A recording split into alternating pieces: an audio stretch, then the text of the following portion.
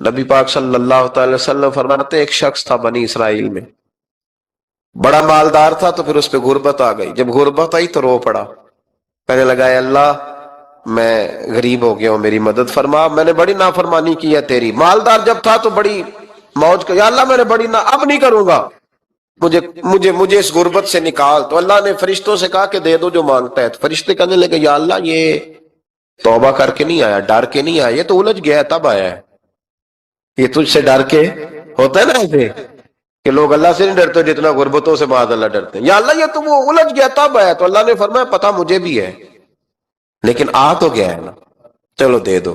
تو کہا یا اللہ اگر دے دیا تو دوبارہ نہیں آئے گا۔ فرمایا اس کا بھی مجھے پتا ہے، تم دے دو۔ اسے دے دیا۔ جب دولت مل گئی نا تو کہنے لگا اوہو وہ تو میں نے اس طریقہ سے استعمال کیا اس لیے کامیاب ہو گیا۔ پھر کچھ وقت گزرا تو پھر الجھ گیا، پھر قرضے چڑھ گئے، پھر سارے علاج کر، کہنے لگا یا اللہ اب نہیں کرتا، اب معاف کر دے۔ 70 دفعہ توبہ کی اور 70 دفعہ توڑی۔ حبیب کریم فرماتے ایک دن بستر پہ تھا، آسانی تھی، 70 دفعہ فرشتوں نے کہا یا اللہ یہ جھوٹا ہے، جھوٹ بولتا ہے، یہ تو غربت ہے، یہ تو تیری بارگاہ میں آیا ورنہ کبھی نہ آتا، بیمار ہوا ہے تو آیا، اس کا تو بچہ بیمار ہوا ہے تو آیا ورنہ کبھی نہ آتا۔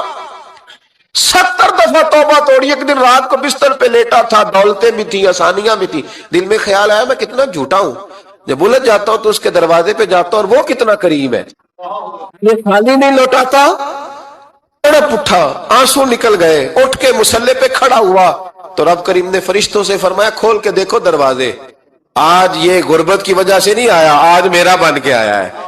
تو یا اللہ پہلے تو دولت دیتا تھا، آج کیا دے گا؟ تو محبوب فرماتے اللہ فرماتے ہم نے اسے بغیر حساب کتاب